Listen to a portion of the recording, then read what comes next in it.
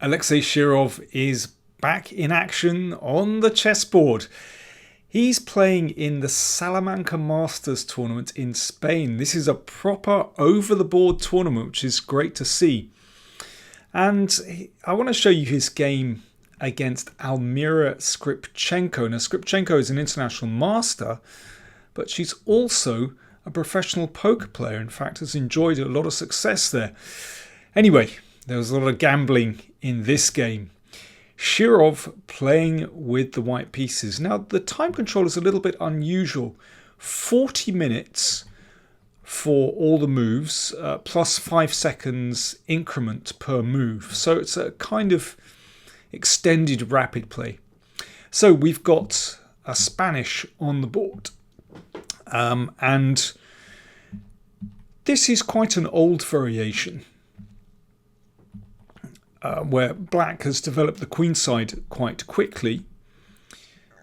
c4, so things start to open up a little bit. Black should not take this e-pawn. That is way too risky when the king is still in the middle. For example, if knight takes, then, well, you can play queen d4 here, attacking the bishop, and then you take there as well. And watch out for things going on f7. So sensibly, Skripchenko castles, and now that e-pawn needs bolstering. Pawn to f3. The knight comes back, so it's very typical for these kind of positions. Excellent move.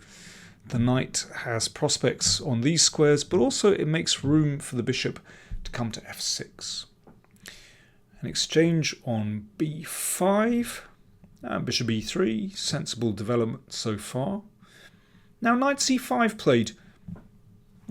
Perhaps you don't need to commit the knight so early. Bishop f6 looks like a good move to me, and I think black's position is quite satisfactory. But knight c5 was played. Bishop d5, that was exchanged off.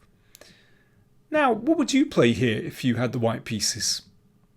What looks like the most natural move on the board? Well, to me, knight takes looks really natural. And I think white certainly has the more comfortable position here. The knight is on the outpost. Bishop looks at the knight. Looks very pleasant for white. But Alexei thought for just over 4 minutes here and played queen takes. Okay, already a little bit unusual. I mean, the queen at the moment can't be hassled, but after b4 that knight had to go backwards, so looks slightly odd to me. Knight e6, okay, that gets the bishop away from the knight, gets the knight away from the bishop, beg your pardon, and it's on a good square. But here is what Alexei had in mind. Pawn to f4.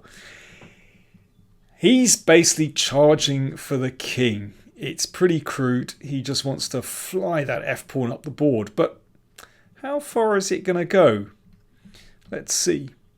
Well, I still think bishop f6 is not a bad move here. But c5 played. It's an interesting move, actually, because it does claim the d4 square. Although it does leave the queen in quite a nice position.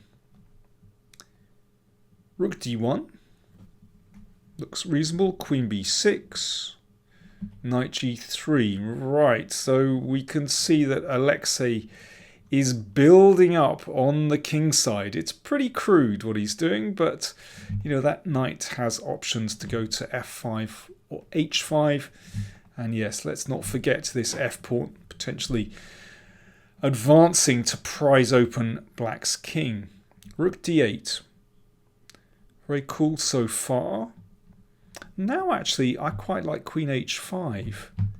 Just getting the queen over to the danger zone. Instead Alexei played f5. So he's continuing with this very straightforward plan. Knight attacked. Knight c7. Well, this explains black's moves, queen b6 and rook d8, because once the queen attacks the queen, expels the queen, then it's going to be possible to perhaps get in d5. So the queen had to come back. Now black has to think, well, how do you deal with that push to f6? You know, rook takes a2. Of course, we'd love to take a pawn. Then pawn to f6. This is too tempting. I think, you know, in rapid play, this is very difficult to defend against because these pieces are going to fly into the king side. But yeah, bishop f6 again is possible. Very hard to judge when short of time whether black can survive this kind of attack. In fact, black is okay here. But instead, Skripchenko played, well, a kind of belt and braces move. f6. Just saying, nope, I'm not having any of this f6 nonsense by white. I'm just going to stop this in its tracks. It's not a beautiful move. It does open the king to a certain extent. Perhaps weakens this square, but there's something to it. It's, you know, just blocking that king side, and she's ready to advance in the middle. And black's pawn's looking quite well advanced. That pawn is vulnerable, so this could just be a strong move if white doesn't react. Now, clearly Shirov just thought, I've got to go for it here. He didn't want to just allow all this play here, didn't want to fall back on the defensive, and he just went for it on the king side. Knight h5.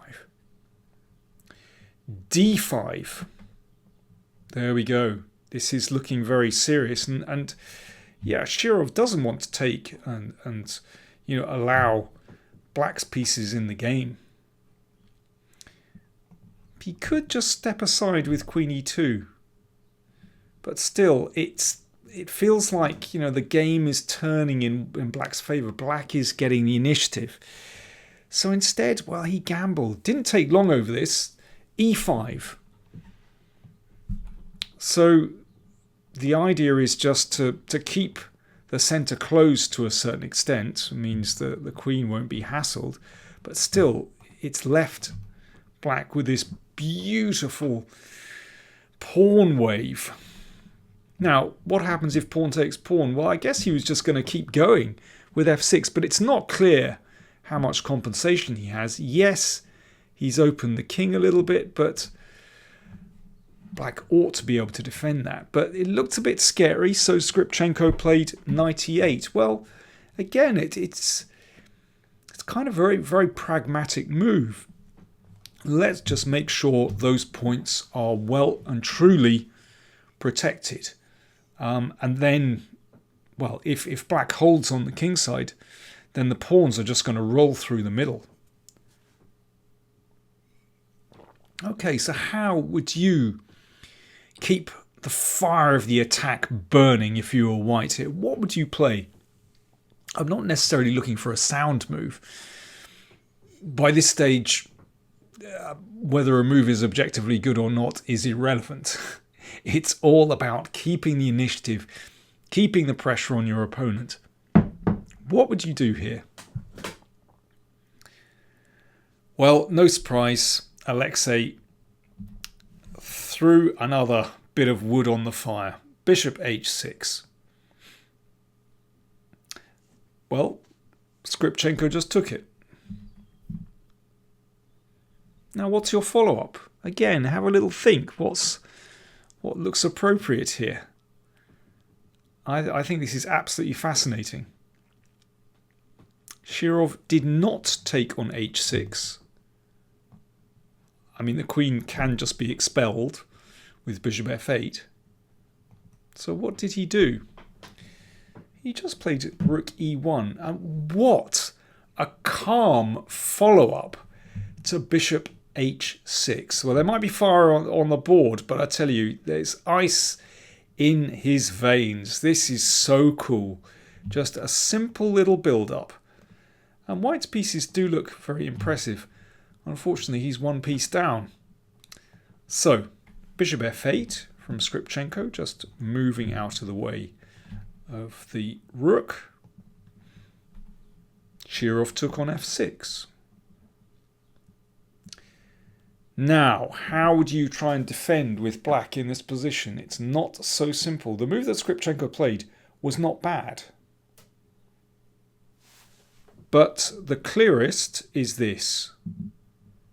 This did not happen. Let's have a look. Check. Knight takes pawn, and here's the trick. Rook e6 looks like it should be winning with a double attack. But knight e4 is the key move. Hitting the queen. Obviously, rook takes queen, knight takes queen, black has a piece up. And if queen f4, then the queen comes to the second rank.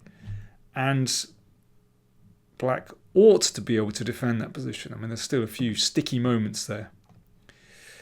But that's not easy to see. It's that little tactic that's so easy to overlook when you don't have much time to calculate. So instead, Skripchenko played rook d6. Now that looks like the kind of obvious move that you make when it's difficult to calculate. You want to stop rook e6, so you play rook d6. And then it seems like it's going to be possible to take here. Okay. So, how do you keep things going if you have white here? What would you play? White to play. Over to you again. It's not so simple to keep this attack going. I mean, black does have the bishop and knight back. The queen and the rook are there. What do you play?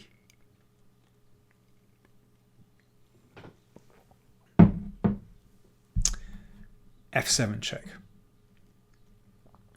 That has to be taken. And then f6. Very interesting. So Shirov has managed to drag the king out a little bit. And has advanced this pawn. What's going on? What's his idea? In fact, by this stage, this is a very clever attacking idea. By this stage, black has only one move that's actually winning. Incredibly. Just one move. First of all, let's deal with a few obvious things. Knight takes pawn. We'll lose to this. If rook takes, we've got queen d5 check. That's the point.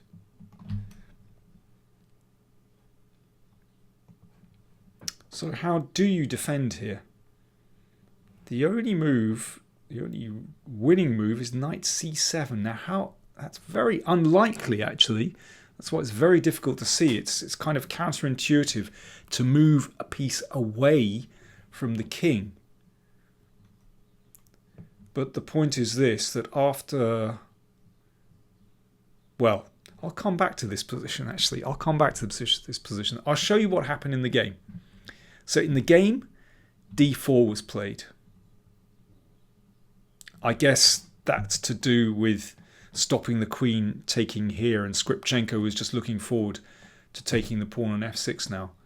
But here white has a winning move. What is white's winning move? Queen d3.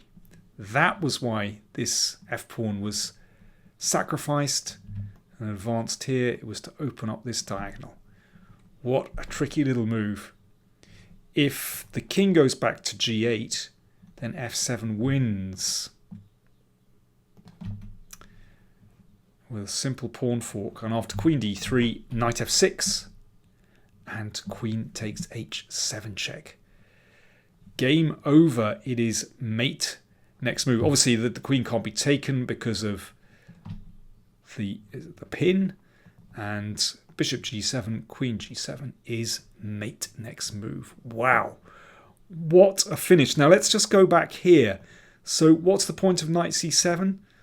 Well, it means that after queen c2, attacking the h-pawn, the king can drop back. And after f7, the king goes in the corner. The knight obviously has moved away, can't be taken. And actually black can defend that position. It's still a bit scary. Queen f5 threatens queen e5.